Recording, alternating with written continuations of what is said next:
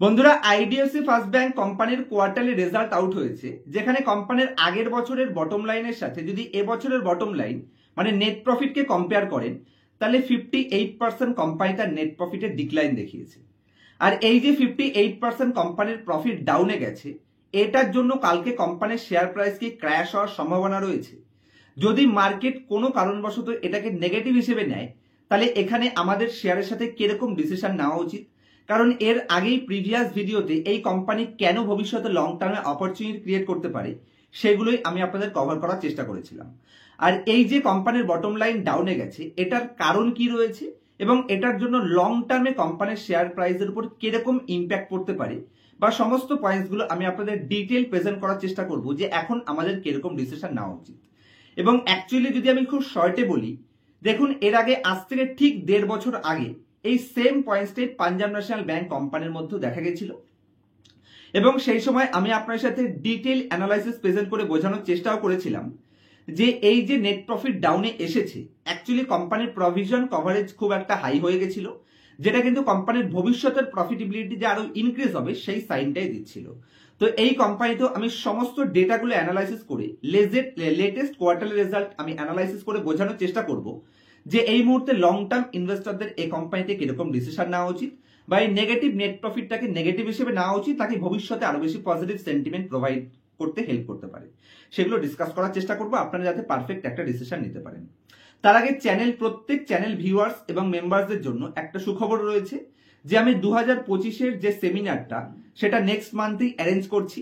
হয়তো সেকেন্ড রবিবার, next মান্থের second রবিবার অথবা থার্ড রবিবার আমি অ্যারেঞ্জ করব আমার হোম টাউন অশোকনগরে। আমি ভেবেছিলাম কলকাতাতে করার জন্য, কিন্তু কলকাতাতে করব না, কারণ আমি হায়দ্রাবাদ থেকে কলকাতাতে পুরো প্রোগ্রামটা অ্যারেঞ্জ করতে একটু প্রবলেম হয়ে যেতে পারে, যে কারণে আমি অশোকনগরে রাখতে চাইছি যাতে সমস্ত দিক থেকে আমি পারফেক্ট অ্যারেঞ্জমেন্ট করতে পারি। তো যারা যারা সেমিনারে অ্যাটেন্ড করতে চাইছেন বা মিট আপে অ্যাটেন্ড করতে চাইছেন, অবশ্যই তারা নাম রেজিস্টার করতে পারেন।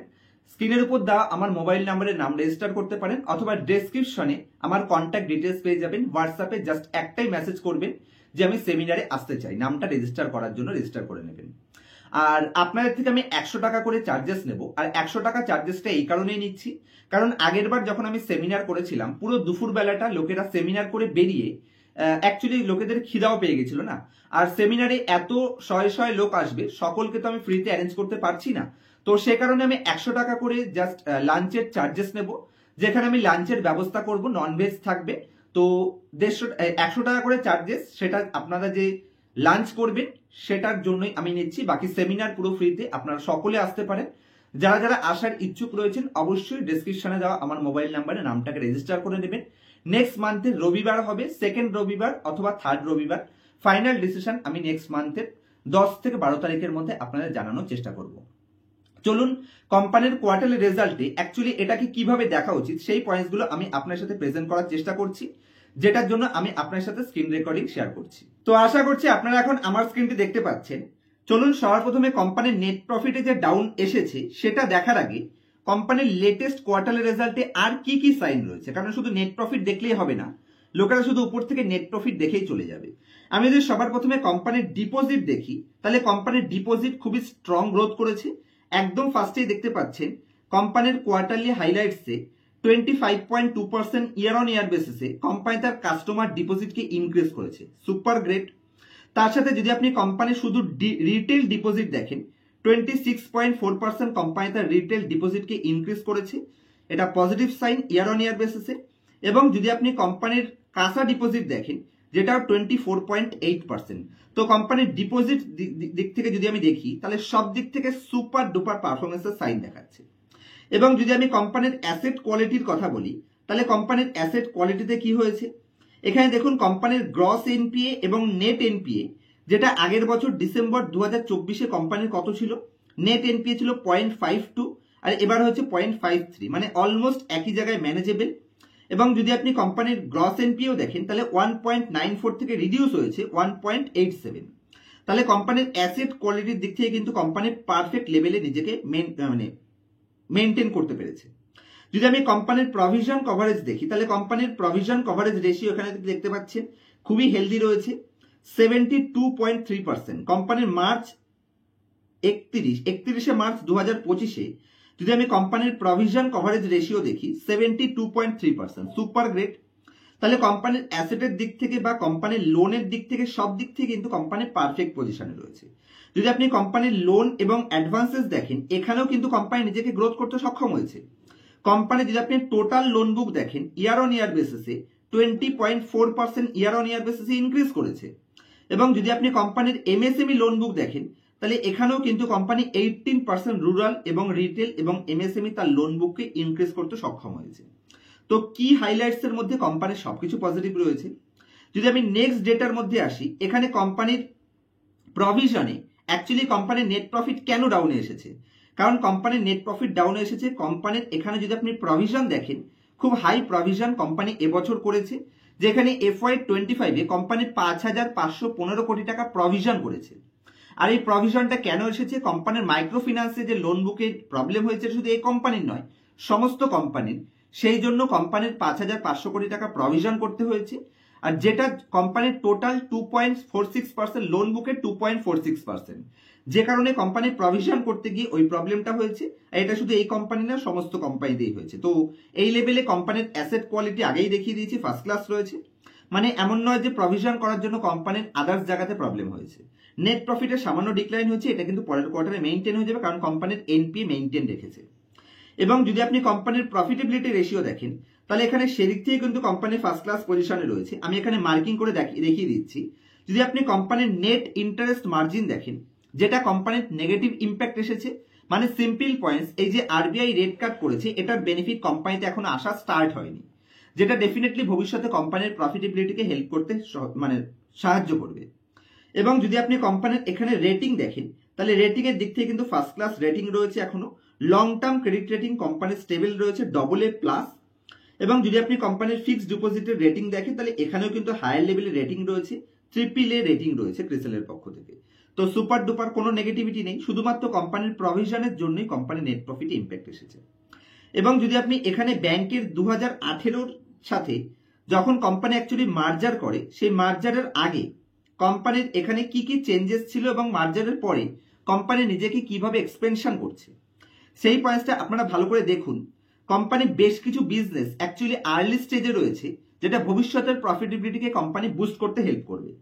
তো দেখুন, কোম্পানির 2018-র আগের যে ডেটাগুলো, সেটা আপনারা লেফট সাইডে দেখতে পাচ্ছেন এই জায়গাতে, এবং লেটেস্টের যে রেজাল্টগুলো সেটা আপনারা রাইট সাইডে বক্সের মধ্যে দেখতে পাচ্ছেন। 2018-র পরে, মার্জারের পরে কোম্পানির সেভিংস অ্যাকাউন্ট স্টার্ট করেছে, কারেন্ট অ্যাকাউন্ট স্টার্ট করেছে, two wheeler loan company start করেছে, পার্সোনাল লোন সেখানে কোম্পানি অ্যাক্টিভিটিস করেছে, ইউজ কারের লোনে কোম্পানি গেছে, লোন এগেনস্ট প্রপার্টিতে কোম্পানি গেছে, হোম লোন করছে, কাস্টমার ডিউরেবিলিটি, এই সমস্ত জিনিসগুলো কোম্পানি নতুন গেছে। তার সাথে এখানে আপনি দেখতে পাচ্ছেন কোম্পানি ক্রেডিট কার্ড লঞ্চিং করেছে, যেটা কোম্পানির একদম আর্লি স্টেজের মধ্যে রয়েছে। সদ্য কোম্পানি মাত্র 5 থেকে 6 বছর রান করেছে, এটা ভবিষ্যতে কিন্তু কোম্পানির প্রফিটেবিলিটিকে ইনক্রিজ করতে সাহায্য করবে। এছাড়া যদি আমি কোম্পানির আদার ইনকামের দিক থেকে দেখি, তাহলে কোম্পানি এখানে ক্যাশ ম্যানেজমেন্ট সার্ভিস স্টার্ট করেছে, wealth management service company recently entry নিয়েছে, FASTag business company first class growth স্টেজের মধ্যে রয়েছে, এটা ভবিষ্যতে ভালো গ্রোথ করবে। তার সাথে কোম্পানির ডিজিটাল লোন, তো সব দিক থেকে কিন্তু কোম্পানি একটা ভবিষ্যতের পারফেক্ট যে গ্রোথ আসবে অথবা বটম লাইন বাড়বে, সেটা সাইন কিন্তু কোম্পানি দেখাচ্ছে, কারণ এই টোটাল বিজনেসগুলো কোম্পানির একদমই আর্লি স্টেজে রয়েছে। এবং যদি আপনি কোম্পানির কাস্টমার ডিপোজিট দেখেন, তাহলে এখানে একটা লং টার্মে ফার্স্ট ক্লাস গ্রোথের ট্র্যাক রেকর্ড কোম্পানি মেইনটেইন করছে।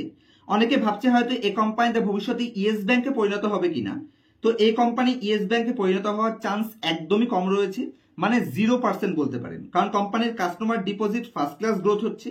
শুধুমাত্র কোম্পানির শর্ট টার্ম কিছু প্রবলেম এবং একটা বড় গ্রোথের আগে কোম্পানির নিজেকে তৈরি করতে যে সময়টা লাগে, সেই কারণেই এই প্রবলেমটা আসছে।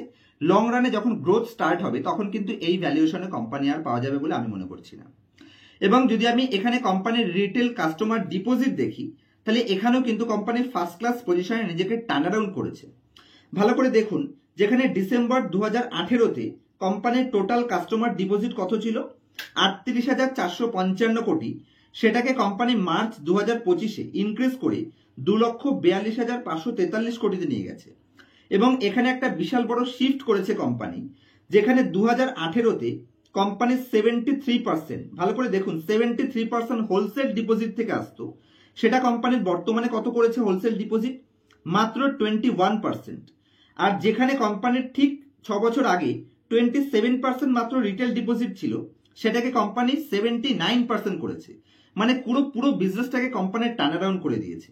এটা বিশাল বড় পজিটিভ সাইন। তো ভবিষ্যতে কোম্পানি ভালো করার জন্য পুরো পারফেক্ট পজিশনে এবং পারফেক্ট ম্যানেজমেন্ট টিমের কাছে কোম্পানি ম্যানেজ হচ্ছে। এবং যদি আপনি এখানে 2018 টাইমে কোম্পানির লোন বুকের ডাইভার্সিফিকেশন দেখতেন, তাহলে এখানে খুবই risky asset class company maintain করতেন।